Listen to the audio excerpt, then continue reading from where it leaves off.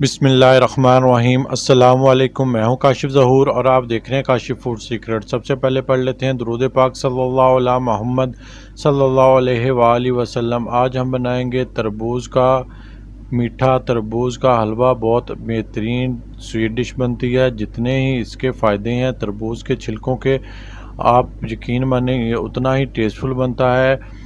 मैंने गूगल किया, यूट्यूब पे देखे तरबूज के छिलकों के फ़ायदे, मैं तो इनका दीवाना हो गया। यकीन माने इसका जो सा लाल पार्ट, रेड वाला हिस्सा हम अंदर से खाते हैं, उससे ज़्यादा इसके वाइट वाले हिस्से के फ़ायदे हैं।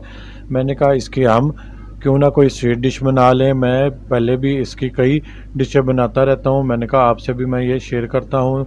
आप यकीन माने आप भी एक दफ़ा इसको गूगल करके देखें, आपको पता चल जाएगा। आप हैरान रह जाएंगे इसके कितने बेनिफिशियल ये चीज़ है, कितने इसके फ़ायदे हैं। इंसान को जवान रखता है।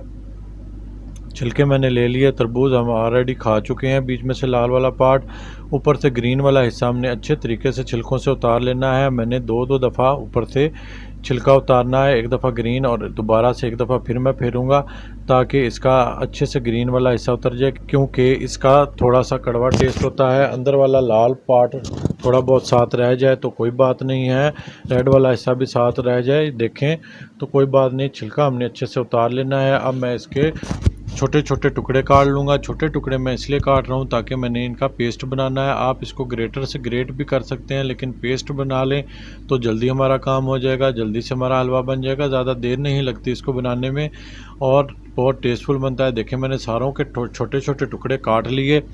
अब मैं इनका पेस्ट बना लूँगा ग्राइंडर में डालकर। एक बार में जितने आसानी से ग्राइंड हो सके मैं कर लूँगा। पानी के बगैर ग्राइंड करूँगा। आपका अगर ग्राइंडर थोड़ा कमज़ोर है, मशीन कमज़ोर है, तो आप एक दो घूंट पानी भी डाल सकते हैं। मैं इनको ग्राइंड करके निकाल लूँगा। सारों को मैं ग्राइंड कर लेता हूँ। आप इतनी देर में अगर हमारे चैनल पर नए हैं तो हमारे चैनल को सब्सक्राइब कर लें और बेल आइकन को दबा लें ताकि इस तरह की यूनिक और ऑथेंटिक रेसिपीज़ आप तक बर वक्त पहुँच सके। कढ़ाई मैंने चूल्हे पर चढ़ा दी है। 4 से 5 टेबलस्पून मैं घी के शामिल करूँगा और 4 से 5 टेबलस्पून ही मैं बेसन शामिल कर दूँगा और इसको मैं भून लूँगा 30 से 35 सेकंड। आप इसमें सूजी भी डाल सकते हैं। देखें मेरे तरीके से बनाएंगे तो इंशाल्लाह बहुत बेहतरीन हलवा बनेगा और सब हैरान रह जाएंगे कि ये कैसा बना है, किस चीज़ से बना है। बहुत टेस्टफुल बनता है। बेसन मैंने 30 से 35 सेकंड भून लिया। अब मैं तरबूजों के छिलकों का पेस्ट शामिल कर दूंगा। बहुत जल्दी से ये भुन जाता है बेसन। आप बेसन की जगह सूजी भी शामिल कर सकते हैं, लेकिन ये लाजमी शामिल करिएगा। इससे बहुत बेहतरीन, बहुत टेस्टफुल बनता है हलवा और यकीन माने मुंह से उतरता नहीं, इतना टेस्टफुल होता है। सब बर्तन साफ़ कर जाएंगे और आपसे पूछेंगे बार बार ये किस चीज़ का बना है। आप जब बनाएं तो पहले ना किसी को बताइएगा आपने किस चीज़ का बनाया है और आप पूछिएगा ये किस चीज़ का बना है। कोई नहीं बता पाएगा, इतना टेस्टफुल बनता है। वो यकीनन आपसे इसकी रेसिपी पूछेंगे। इसको हमने अच्छे से पका लेना, भून लेना। देखें मैंने इसका पानी खुश्क कर लिया। मीडियम आंच पर हमने इसको भूनना है, चमचा हिलाते हुए। इसका मैंने पानी खुश्क कर लिया। अब मैं 1 गिलास दूध शामिल करूँगा। आप दूध की जगह खोया भी डाल सकते हैं, मावा। आप इसमें करके दूध की बची हुई मलाई वो भी 1 कटोरी डाल सकते हैं। मैंने इसमें दूध डाला है। जौन सी आपके पास चीज़ अवेलेबल हो आप इसमें डाल लें, इससे टेस्ट बहुत अच्छा डेवलप होता है। अब हमने मज़ीद इसको पका लेना है। ये 10 से 15 मिनट में बहुत बेहतरीन पक जाता है। पहले 5 मिनट में मैंने इसका पानी खुश्क किया। अब मैंने दूध शामिल किया है। 2 से ढाई मिनट में मज़ीद पकाऊंगा और इसका मज़ीद पानी खुश्क कर लूँगा। जो दूध हमने शामिल किया है वो बीच में पक जाएगा और बेहतरीन बन जाएगा।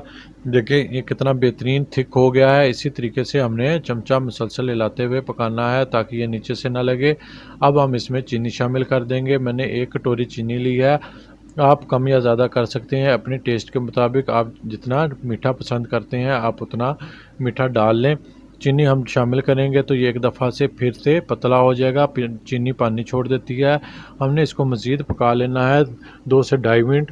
मैं इसको पका लूँगा। अब मैं थोड़ा सा ज़र्दा रंग डालूँगा, ये ऑप्शनल है, इससे कलर बहुत अच्छा आता है। जो चीज़ देखने में अच्छी लगती है वही खाने में भी ज़्यादा अच्छी टेस्टफुल लगती है। इसका कलर भी देखिएगा बेहतरीन, कितना अच्छा खिला खिला कलर आ गया है। मैंने बिल्कुल थोड़ा सा ज़र्दा रंग डाला और बेहतरीन कलर आ गया। मैं इसको मज़ीद भून लूँगा। हमने इसमें 3 से 4 टेबलस्पून ऑयल पहले डाला था और 3 से 4 टेबलस्पून बाद में डालूंगा। ये देखें 2 अदद पेठे मैंने लिए हैं। ये भी 2 से 3 दिनों में आपके पास रेसिपी आएगी पेठे के हलवे की। जिस तरह हलवाई बनाते हैं, शादियों में होता है।